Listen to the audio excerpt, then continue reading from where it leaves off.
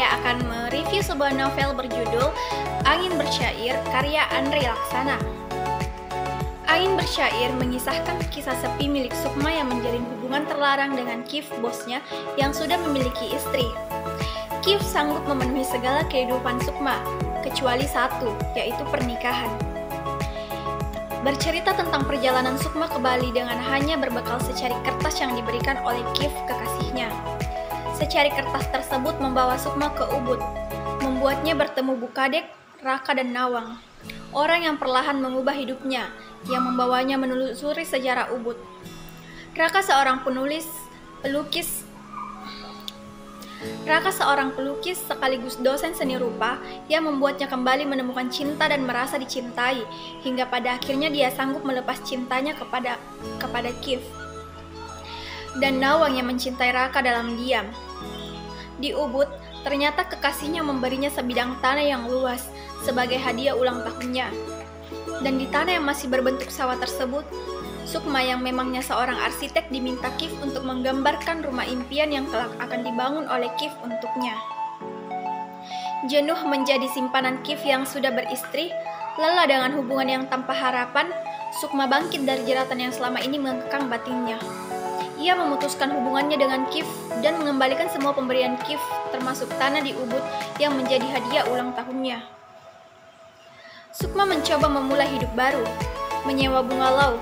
Ia mengandalkan keahliannya sebagai arsitek dan hobi fotografinya sebagai modal mencari penghasilan di Bali. Kehidupan baru yang kemudian lebih banyak membawanya lebih dekat dan jatuh cinta pada dua kehidupan sekaligus, yaitu Raka dan Bali.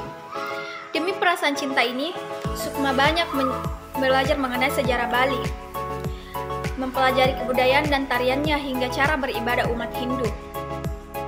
Di tengah kenyamanannya dengan kehidupan yang baru, Kif kembali datang mengusik kehidupannya.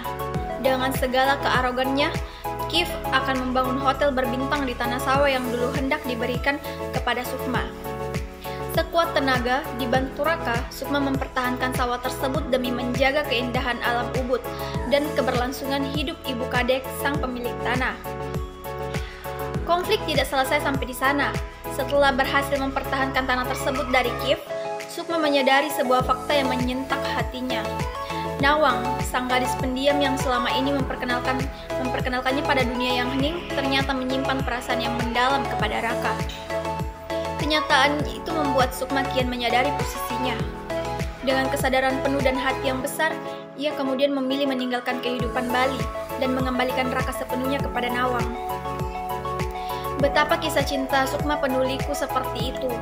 Dengan Kif terhalang karena Kif yang masih memiliki istri, dengan Raka, pria yang tenang, tabah, dan sederhana tapi terhalang perbedaan adat dan budaya yang tidak bisa dianggap remeh oleh Sukma.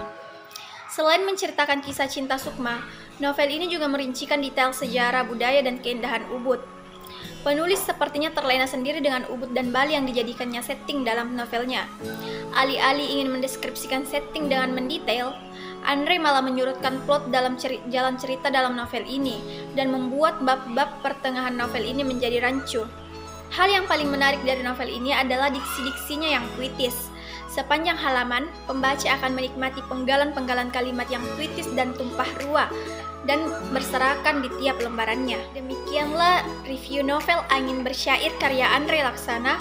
Sekian dan terima kasih. Wassalamualaikum warahmatullahi wabarakatuh.